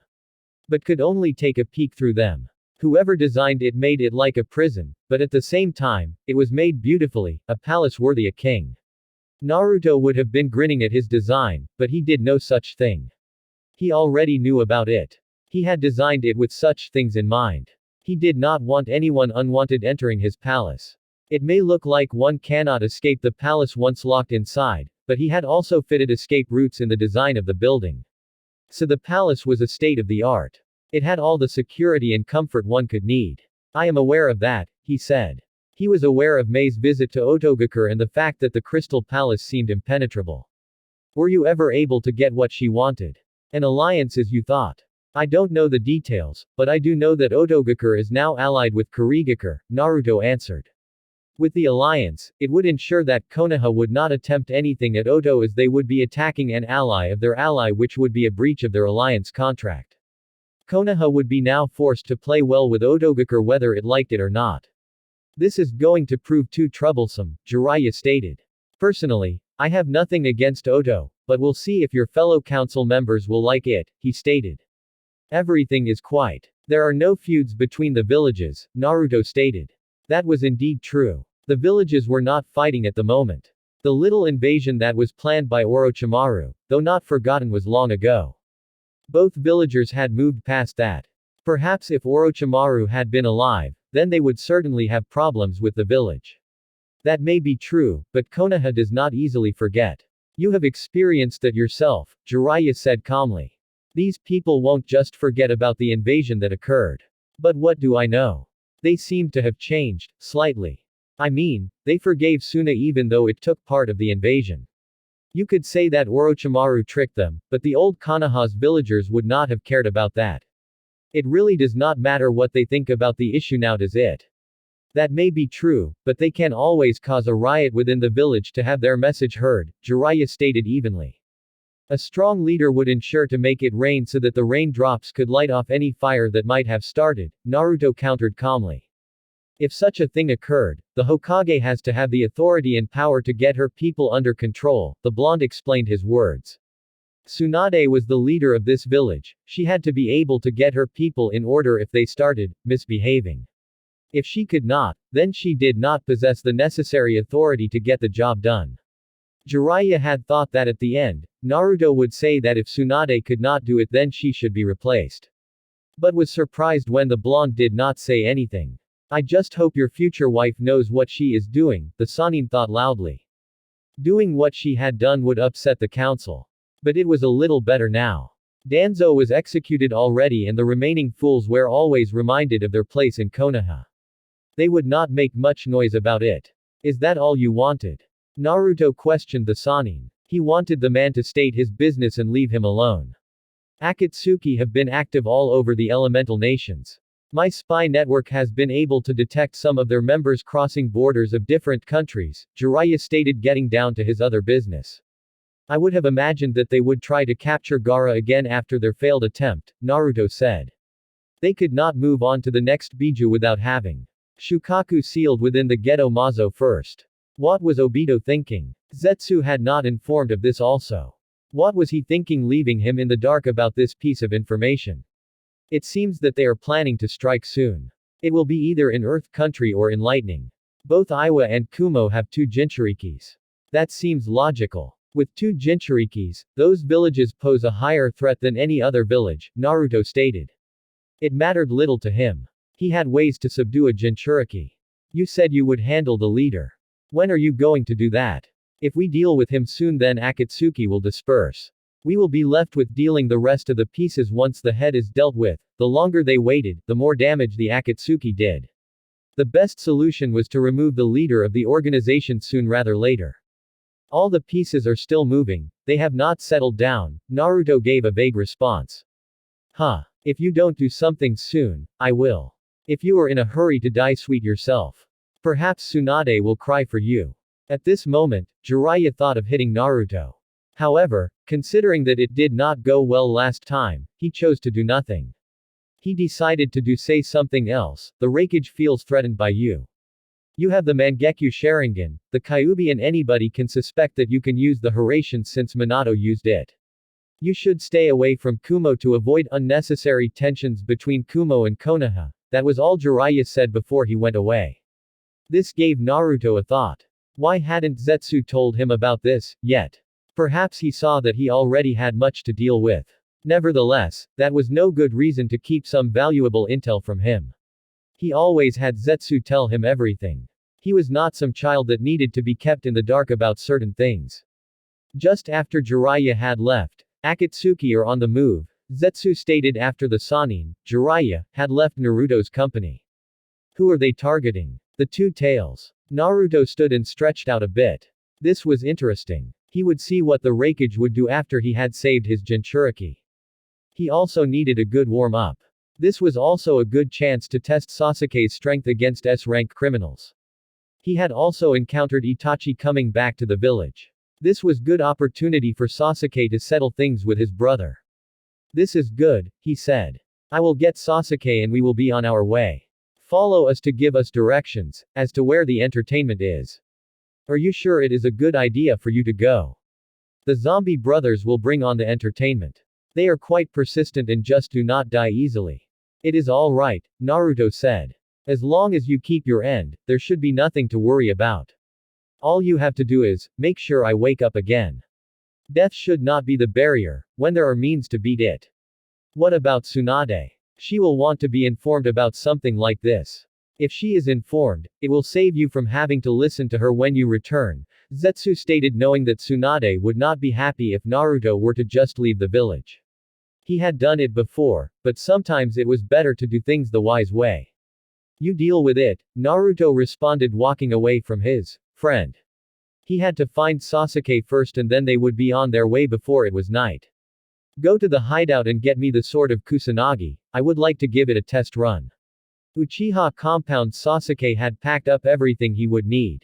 He had not battle gear, but he was carrying a sword over his back.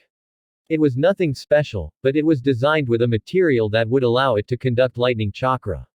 He was attuned to the affinity. It was to his advantage to use his lightning affinity as best as he could. He looked at the stairs as he watched Naruto come down. He was wearing his armor and the gunbai was on his back. Just like last time when he left. Still, seeing those eyes of Naruto, the Mangekyo, made him feel a bit jealous for the blonde. He had not even awakened his own, but Naruto had, and it had been for a long time now. The blonde never shared his secrets though. Still, he envied the blonde. A thought hit Naruto as he was about to tell Sasuke that they should leave.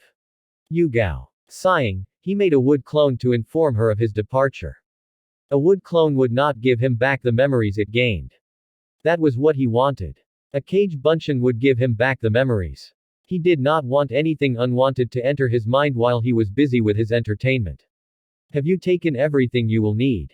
It might be gone for at most 2 weeks. After dealing with Hidan and Kakuzu, they would have to wait for Itachi to appear. It would take a few days for Sasuke to recover after battling his brother. There was also going to be mental problems that would have to be solved before returning to the village. Sasuke nodded, oblivious to Naruto's thoughts. But he was curious. They were only going to stop Akatsuki from taking a Jinchuriki. It should not take much time for the battle to end. After that, they would be returning to the village. But since Naruto has said they would be away for a few days, it means that they would take a detour upon completion of their mission. Are we going to go somewhere after fighting the Akatsuki members? He asked curiously. Naruto merely gave Sasuke a blank look before walking towards the exit of the house. Let us go. We don't have much time to waste, he said. The other Uchiha followed quickly and they made their way out of their house. They were not using slow speeds as they left. They left the village in Junin level speed. The following day it was just past noon and they still traveling towards the lightning country. They had left Konoha at noon the previous and had been traveling ever since. They ran for most of the nights and only stopped for breaks. Sasuke confirmed what he had always thought. Naruto was a stamina freak. Between both of them, he was the one who was quick to tire. Naruto had a gunbai strapped on his back and metal armor was worn. The armor had to add more weight to his body. But the blonde ran like it was nothing. Well, he was have been used to the weight. They were already past the lightning country borders. Perhaps it was why Naruto had said they should rest for some time. It also appeared that the blonde was waiting for someone. He did not ask who it was though. Did you ever get to this part of the elemental nations during your travels with Kakashi? Naruto asked as he sat down. No, Sasuke answered. Shrugging off what he wanted to say, Naruto unsealed a bottle of water from a storage seal on his left hand. He was going into a fight very soon. It was best that his pained body was in the right condition for the battle. You should eat something. We will reach our targets shortly. When we do that, you will face off S-rank criminals. You have not done that before, the blonde said to his fellow Uchiha. Sasuke nodded and unsealed his own things. Naruto had not eaten anything ever since they left Konoha. He had only seen him drink water. It got him curious. Surely, he would be hungry if he did not eat anything for the day.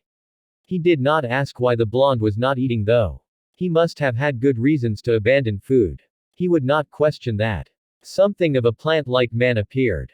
Sasuke was quickly on alert as he had never sensed the man before. But Naruto did not seem concerned by the new appearance. This got him to relax a bit. We have a problem, Naruto, Zetsu stated on a deep tone. What is it? Naruto asked turning to face his companion. He was curious as what the problem was.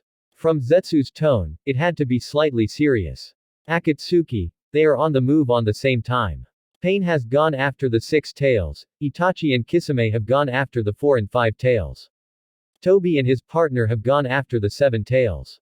Here, you are going after Hidan and Kakuzu who have recently captured the 2 tails, Zetsu reported, surprising Sasuke at what the criminal organization had planned. That leaves only the Kyuubi, and Gyuki, and Shukaku, Naruto said, not the least alarmed by what Zetsu had informed him. What are you going to do now? Naruto sighed, it can't be helped. We will have to continue with what we are set for. I had thought that Toby would push for something like this to happen. So the other Jinchuriki are going to be captured then. Neither of the Jinchuriki can fight their pursuers, Zetsu stated. That much was obvious. The targeted Jinchuriki also had no backup. The Raikage's brother was fairly hidden and was a strong one. Perhaps he could stand against his wannabe captures. How can you be calm about this all? Sasuke asked calmly. The Jinchuriki are going to be captured. I would think that you would not be too happy about it. Who knows what they are planning? I am not happy about it, Naruto answered Sasuke's question. Being calm helps you make decisions without rush. And there is nothing that can be done in a situation like this. He paused and looked back at Zetsu. Did you bring it? Yes, Zetsu responded as he took out the sword Naruto had requested be brought to him. The blonde held the blade for a short moment before putting it on a sash across his waist. Where are Hidan and Kakuzu? Not too far from here. They are walking at a leisurely pace, Zetsu stated. Sasuke, get your things ready. We will move out in 3 minutes, Naruto stated as he got up. Sasuke sighed, and finished his meal quickly. Later, why do I have to carry this bitch? Hidan yelled to his partner while holding an unconscious Yugito over his shoulder. He always had to be the one to carry the goods every time. Just shut up, Hidan. The leader told us to hurry up with this and quickly return to the hideout, Kakuzu replied, seemingly annoyed by his partner's bickering. But why do I have to carry her? How long is it going to take for us to get to the damn hideout anyway? If you stop whining, we will be there shortly. However, if you continue with this nonsense, we will not get there in time. And you know how the leader is about not being on time, Kakuzu reminded in a stern tone. Seriously, why did he have to be stuck with this lunatic? His partner was loud and crazy. You are the one who always. Hidan was cut off by Kakuzu. Shut up. Someone is coming. The immortal man stated in a calm tone. Hidan quickly shut up, but not before cursing Kakuzu. It was then that in a boom crashing down the ground, Naruto and Sasuke hit the ground. Their dramatic entrance caused the ground to shatter under their feet. But Sasuke's landing was more dignified other than Naruto's. He landed carefully and did not burrow much on the ground, unlike Naruto. The blonde was like a meteor crashing down on earth as he hit the ground. Who the fuck are you? Hidan yelled. The two Uchihas were surrounded by debris caused by their landing. When the debris cleared, Naruto and Sasuke could be clearly seen. The former had his hands folded across his chest while the latter stood calmly beside his fellow Uchiha. What do we have here? Kakuzu asked with a smirk on his face. Two Uchihas, the last remaining in Konoha. Naruto ignored the two in front of him for a moment as Zetsu came towards him. He narrowed his eyes. The artificial human. What is it? Itachi is coming close. If Sasuke gets into a fight here now, he won't fight Itachi at his full potential. With that, he cannot defeat his brother, Zetsu whispered just enough for Naruto to hear. This is unexpected. I did not think he would come to us now. Well, it matters not, Naruto said. He had been expecting to see Sasuke battle against S-rank criminals. However, it looks like he would have to wait. If Itachi was here, Sasuke had to preserve his strength for the fight with his brother. Itachi would surely not take it easy on him. He would go all out. That would only be fair to his younger brother. What are you going to do? Zetsu asked. Oi, are you fucking ignoring us? Hidan yelled, clearly annoyed by the fact that the two teens had the audacity to stand before them and go on to ignore them. Again, Naruto ignored the people in front of him. I guess I have no choice but to fight them myself, he said. Zetsu was not going to question that. If Naruto was going to fight them, then he would simply step back and watch. He was not going to stand in the way of Naruto and a chance to have a good dance. He had been missing those lately. It was better to allow him to fight regardless of his current condition. It would have been worrying if they did not have a solution to it, but they do have a solution. So there was no need to worry. Sasuke, Naruto said, looking at the other Uchiha on his left. You will have to sit this one out. What? Why? Now was a little surprised and a bit more angry at Naruto's words. He had him come with him just so he could watch him fight. That was unacceptable. I guess there is no point in keeping it from you, Naruto stated. You will be fighting Itachi soon. For that, you have to preserve your energy because Itachi will not take it easy on you. Sasuke was speechless and motionless for a few seconds. Did he tell you he was going to come? Naruto nodded. Go sit back. He will find us. And don't think about going after him now. He will come to you, the blonde stated in a firm tone. Sasuke did not know how to feel. Should he be happy that he was going to meet his brother and settle things? What should he do? Sit back in anticipation waiting for his traitorous brother to show up? What could he do? Slowly, he retreated away from Naruto without saying another word. Naruto walked towards the two Akatsuki members. Now then, he trailed off looking at Hidan. That man was annoying. He would not be drawn a prolonged battle with a zombie. Are you going to fight us alone? Kakuzu asked quietly. There was no mistake that this was Uchiha Naruto. He had heard of the blonde. They did discuss the blonde in their meetings. He was still skeptics about the blonde's strength. He was but a brat before his eyes. But the Sharingan would prove to be a problem. Settle down, Naruto said looking towards at Kakuzu. I will not fight with you both. I will only fight with you. I just have to incapacitate the nuisance first, the blonde stated, with his eyes now at Hidan. Are you calling me a nuisance? Hidan yelled. He cursed loudly and then dropped Yugito off to the ground.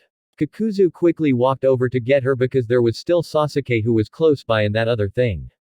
One of them could quickly grab the Jinchuriki while he was occupied with something. I am looking at you, Naruto said and then withdrew his blade, the sword of Kusanagi. He did not waste time in charging towards Hidan. The immortal Akatsuki member also rushed towards Naruto, holding his tri-blade scythe. The blonde reached him and swung his blade across Hidan's chest. The man held his scythe in front of him and blocked Naruto's strike. The weapons clashed and causing a bit of sparks to fly. Hidan attempted to overpower Naruto with power. But he realized that the blonde was not that weak. He pushed back with all his power though and pushed Naruto back. He swung his scythe towards Naruto's head in attempt to halve his head. Naruto positioned his blade horizontal to block the attack. While still holding back, he could see that Hidan was full of openings. The man did not have any defined fighting style. He was a brawler. It was annoying to fight against such a person. The good thing was that they were unpredictable. But his Sharingan quickly nullified that because it could predict the movements of his opponent. It was no fun. Added to the fact he had enough speed to react should anything unexpected happen, he found no joy in fighting a person like Hidan. That is why he had said he was not going to fight him but to simply incapacitate him. The fool was also looking straight at his eyes. It was so annoying to fight someone who could look straight into his eyes. Genjutsu was easy to use given a situation like that. He had previously avoided using Genjutsu while fighting. It made things a lot easy. And there was no avoiding it as long as he had direct contact with an opponent. His eyes spun slowly for a moment as he caught Hidan in his Genjutsu. It would only last for a few seconds. But that was what he wanted. While the Akatsuki member was inside his Genjutsu, his grip over his scythe weakened causing Naruto to push back and make Hidan lose his balance. He jumped up and performed a roundhouse kick hitting his opponent. The man was sent sailing backwards along with his scythe that was firmly on his hand. Naruto disappeared in a burst of speed and appeared behind Hidan. He kicked the man on the back while he was still carried by the momentum of being kicked first by him. The kick sent the man crashing down the ground a small boom. Kakuzu shook his head. He knew that Hidan had been temporarily caught in a Genjutsu. He doubted that the man even noticed it. Knowing the fool, he might not have been aware of it. He would only show surprise upon being told about it. Fuck. Hidan cursed as he got up from the ground. He was unhurt by Naruto's attack. He dusted the debris of his cloak and then glared at Naruto. He threw his scythe at the blonde. The scythe had a chain locked on the grip. He held it by its chain as he threw it at his opponent. The scythe went fast towards Naruto, but the blonde was ready for it. He jumped up to the other side dodging the thrown scythe. Hidan retrieved it and then threw it at him again. But the results was the same, Naruto dodged it skillfully. When the scythe was on the ground after missing him, but stabbed his blade on the ground through one of the holes on the scythe. When Hidan tried to retrieve it, it was stuck as Naruto's blade was holding it. The man cursed loudly as he tried pulling it towards him. Naruto smiled slightly. The man was occupied with trying to retrieve his scythe and forgetting about him. It was all right, just what he wanted. He held a tiger seal, Kaden, Gukakyu no Jutsu, he said, releasing a fireball. The intense fireball glared dangerously Hidan and sped towards him. The man had no speed to dodge it. Or it seemed that he did not even try to dodge it. The fireball hit Hidan dead on. Curses could be heard when the flames seemed to be consuming him before they finally died down. The man was left burned, but his was still standing. Fuck. That hurt. Ho. Your skin is tough, Naruto stated. He knew then man had a tough skin. He expected something like that to happen. Hidan finally pulled back his scythe but not before Naruto could retrieve the sword of Kusanagi. He charged at Naruto foolishly and attempted so many fast swings at Naruto. All of which Naruto dodged and blocked skillfully. But Hidan was relentless in his strikes. He was not going to give time to rest, not that Naruto needed it. Finally growing tired, Naruto leapt away from Hidan. While still in flight, he put his blade back on its sash, and then he went through hand seals. Futon. Daitapa, he released gusts of winds that sped towards Hidan. He had put just enough power behind the jutsu to do what he wanted. The wind jutsu hit the Akatsuki member dead on and sent him sailing. Just as Naruto was about to land on the ground, he disappeared in a blur on some impressive speed. Normal eyes could not have caught his movements clearly unless trained. He sped past Hidan, who was still being carried by the momentum on his wind jutsu. The man was not fast enough to get his balance to face him, hence Naruto was able to kick him hard on his back. Hidan was sent flying away and crashed to the ground. Naruto landed on the ground nicely and held out his right hand as Hidan was standing up. Son of a bitch, the foul-mouthed immortal yelled. Kaiten. Rasengan, Naruto said as a small ball of swirling flames formed on his right palm. It was time to test his jutsu. Without wasting time, he rushed towards Hidan, who too charged towards him. Naruto made it important to time everything just right. If not, he would be cut. Hidan pressed his scythe towards Naruto's head. The blonde tilted his head slightly to avoid the weapon before ducking under it. This gave him the opening he wanted. He hit Hidan on the gut with the newly created jutsu. The jutsu sent Hidan flying away. Naruto reclaimed his posture quickly. And was able to hear Kakuzu, that idiot. He is slow. He paused for a moment. I guess I have no choice but to get involved. Hidan also heard this. No, you are not. He is mine, I want to sacrifice him. The man yelled, getting up quickly like nothing had happened. There was a gaping hole on his stomach. It was not big, but a hole nonetheless. Naruto's jutsu had burned through his flesh. Look at you. Now I will have to patch you up. Kakuzu yelled back at his partner. If you don't want me to get involved, become a bit serious. I don't want to keep the leader waiting. Fine. I will take this serious. But you will not be taking away my sacrifice. Serious. Naruto muttered loud enough for both Kakuzu and Hidan to hear him. It does not matter whether he is serious or not. He is incompetent. A mere child can process things better than he can. He has the fighting skills of a genin.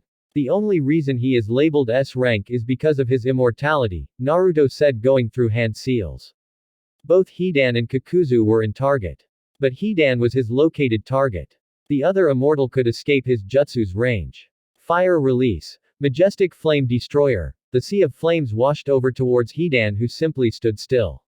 It was impossible to escape for someone like him. He could not escape the range of the jutsu. Kurusu's yells for him to get out of the way fell into deaf ears. Even Kakuzu himself could not bring himself to try save his partner. It would be suicide on his part.